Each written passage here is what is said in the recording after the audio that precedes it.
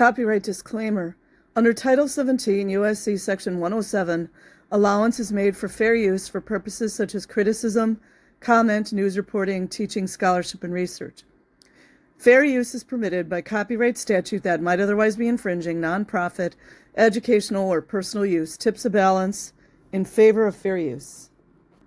Okay, you guys, this is from Private School Review. And again, I just wanted to touch on this. Who regulates these private schools? And of course, I'm thinking more so of Scientology, but really we should question all of them. Question everything.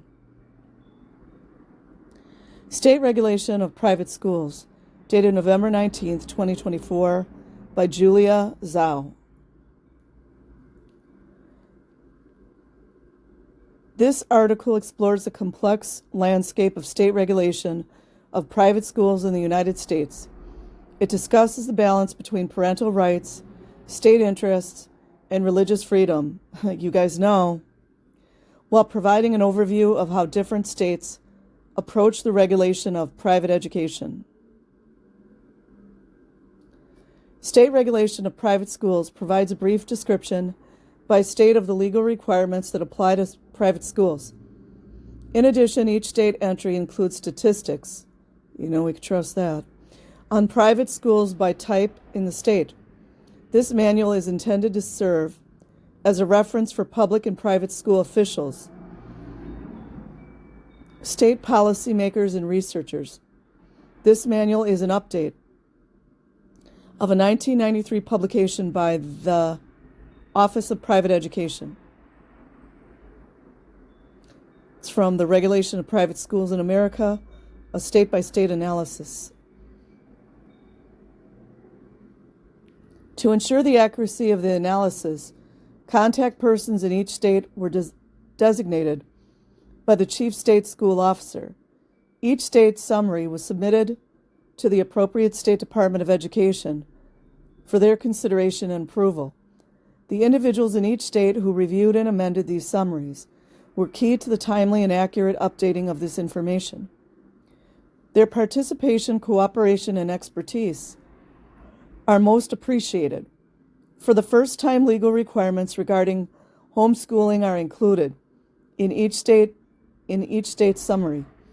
Additionally, state data on private schools from the U.S. Department of Education, National Center for Education Statistics, are included for each state. This document is intended to provide helpful guidance. It creates no new rights or responsibilities. Additionally, nothing in this study reflects the position of the U.S. Department of Education as to the meaning or effect of any state legal requirement. Readers are encouraged to consult state constitutions and the full text of relevant case law, statutes, and regulations. Just reminded me, we need to keep these state constitutions in the back of our minds as well.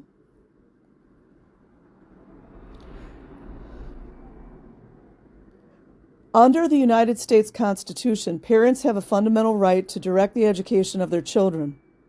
In 1925, the Supreme Court recognized that liberty, protected by the 14th Amendment. Yeah, how's that been going the last 5 years? How's that been looking? Protected by the 14th Amendment includes the right to choose a private education. Confronted with an Oregon statute mandating public school attendance, the Supreme Court ruled the statute unconstitutional. Pierce versus Society of Sisters of the Holy Names of Jesus and Mary, 268 U.S. 510, in the words of the court.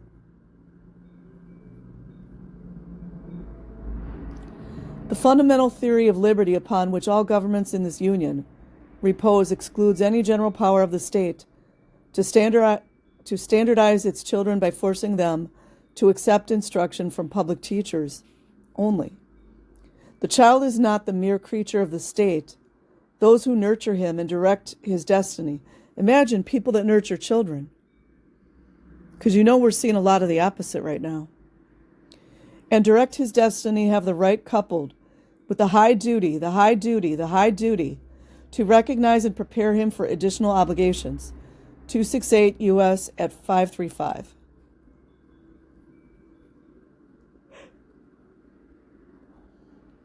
What did it say? Duty and nurturing, huh? Today, a parent's right to choose a private education is reflected in the statutes of all 50 states. The compulsory school attendance laws typically specify private education as an alternative or exception to public school attendance requirements. It is also well established that states have the power to regulate private schools. Based on the high responsibility for education of its citizens, a state may impose reasonable regulations for the control and duration of basic education.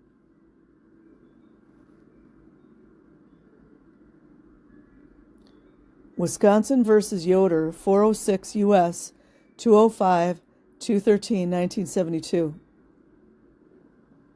See also Board of Education of Central School District Number 1 versus Allen, 392 U.S., 236, 246 through 247, 1968. The state's interest is in informed and self-sufficient citizenry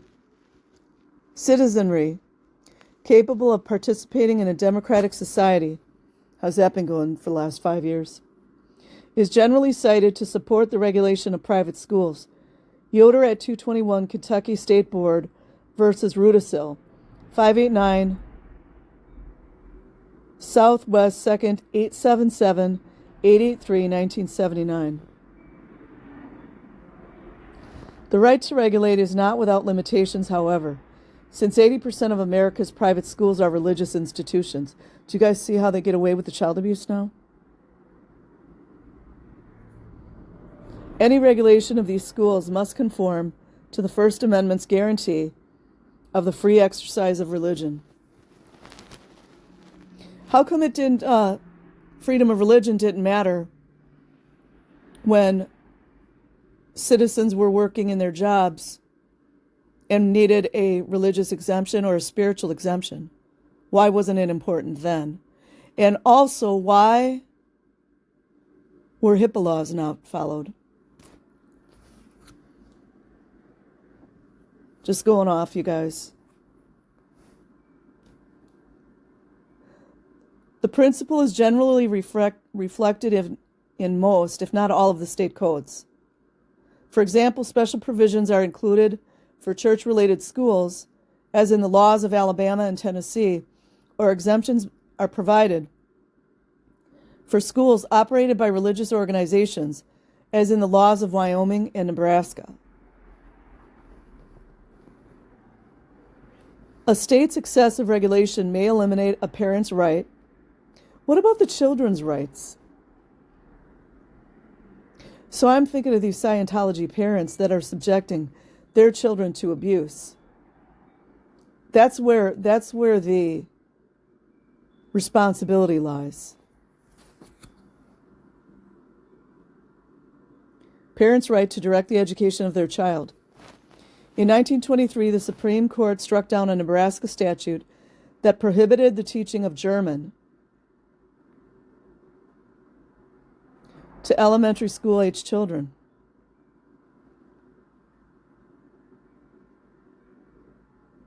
That's very prejudiced. The court determined that the law unreasonably interfered with the power of parents to control their children's education. Meyer versus State of Nebraska, 262 U.S. 390, 1923. Similarly, in 1927, the Supreme Court held an unconstitutional Hawaiian law that regulated the teachers, curriculum, and textbooks of private language schools and placed control of the schools in public officers. Enforcement, the court said, would deprive parents of fair opportunity to procure instruction for their children, which they think is important and we cannot say is harmful. Farrington versus T. Tuskegee, 273 U.S. 284, 298, 1927. In 1976, the Ohio Supreme Court applied Farrington in a constitutional challenge to the state's minimum standards governing non-public schools. The state court determined that the standards were so pervasive and all-encompassing that the total compliance with each and every standard by a non-public school would effectively eradicate the distinction between public and non-public education, and thereby deprive these appellants of their traditional interest as parents to direct the upbringing and education of their children. Ohio versus Wisner, 351 Northeast 2nd 750, 768, 1976.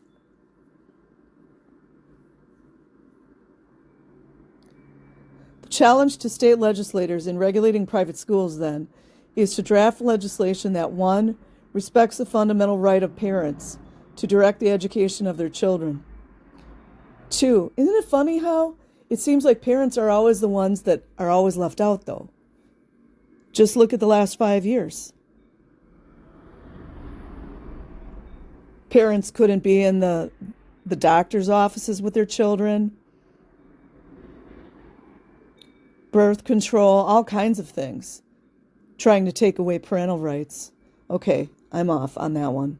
2, protects the state's interest in an informed citizenry, but avoids interference with religious beliefs. That's how everybody gets away with their abuse. Unless compelling interests are at issue.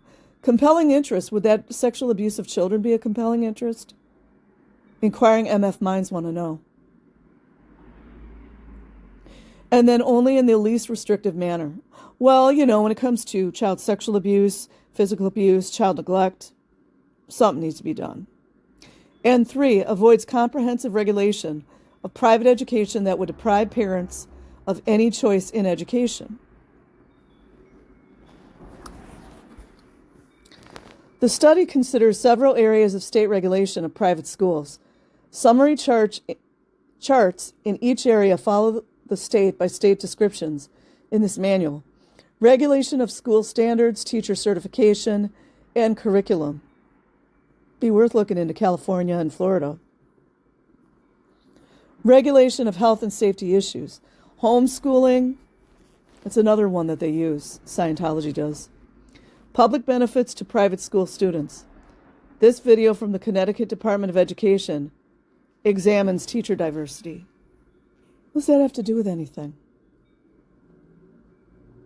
Agendas, anyone? The issues of public benefits for private school students, children, is particularly noteworthy. The public funding of private education is restricted under the United States Constitution. State statutes reflect the numerous decisions handed down by the Supreme Court. The Establishment Clause of the First Amendment prohibits government inculcation of religious beliefs. Agostini versus Felton, 117 South Court, 1997, 2010, 1997. But there is no absolute prohibition against private school children or even religious institutions participating in government-sponsored social welfare programs. Bowen versus Kendrick, 487, U.S. 589, 609, 1988. The difficulty of applying these principles has produced a wealth of Supreme Court decisions. The Supreme Court has upheld a New Jersey statute that made transportation equally available to both public and private school children. Everson versus Board of Education of Ewing, TP, 330 U.S. 1947. Upheld a New York statute providing free textbooks on loan to parochial school students. Board of Education of St. School District Number 1 versus Allen, 392 U.S. 236, 1968. Invalidated Rhode Island and Pennsylvania provisions that paid salary supplements to non-public school teachers of secular subjects. Lemon versus Kurtzman, 403 U.S. 602, 1971.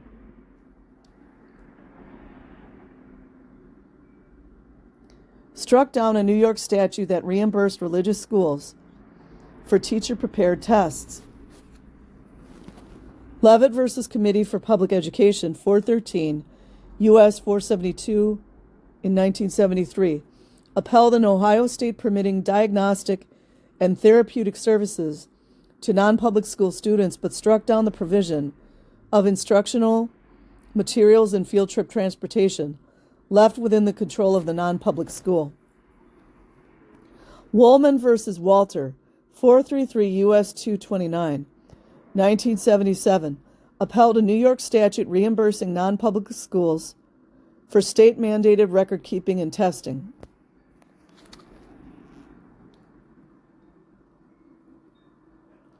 Committee for Public Education and Religious Liberty versus Regan, 444 U.S. 646, 1980, upheld a Minnesota statute providing an income tax deduction for tuition, textbooks, and transportation that benefited parents of children attending public, sectarian, and non-sectarian schools. Mueller versus Allen, 463 U.S. 388, 1983. Permitted an Arizona school district under a federal program, IDEA, to place a publicly funded sign language interpreter in a sectarian high school to assist a disabled student. Sobrest versus Catalina Foothills School District, 509 U.S. 1, 1993. And upheld placement of public school teachers in parochial schools to provide remedial educational services under a federal program. Agostini versus Felton, 117, South Court, 1997.